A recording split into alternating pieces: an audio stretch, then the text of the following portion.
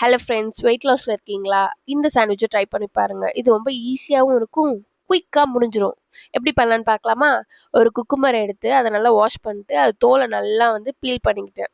Feel பண்ணிவிட்டு அதை medium சைஸில் கட் பண்ணிக்கிட்டேன். நான் காமிக்கிறேன் பாருங்கள், அந்த மாதிரி கட் பண்ணிக்கோங்க. நல்லா கட் பண்ணி ஓரமாக எடுத்து வச்சுருங்க. இப்போ நான் ஒயிட் பிரெட் தான் எடுத்திருக்கேன், நீங்கள் வீட் பிரெட் கூட எடுத்துக்கலாம். இதை எட்ஜஸ் மட்டும் நல்லா கட் பண்ணிக்கோங்க. கட் பண்ணி தனியாக வச்சுக்கோங்க. ஒரு கப்பில் ஹங் கர்டு எடுத்துக்கிட்டேன், சீஸ் எடுத்துக்கிட்டேன், அதுக்கப்புறம் பீஸா சீசனிங் 1 டீஸ்பூன் ஆட் பண்ணிக்கிட்டேன், chilli flakes, salt, pepper powder. இது எல்லாத்தையும் நல்லா மிக்ஸ் பண்ணிக்கோங்க. இதில் சால்ட் எல்லாமே நல்லா மிக்ஸ் ஆகிற அளவுக்கு நல்லா நீங்கள் மிக்ஸ் பண்ணிக்கிட்டீங்கன்னா உங்களுக்கு சாண்ட்விச் சூப்பராக இருக்கும் இந்த ஸ்ப்ரெட்டு.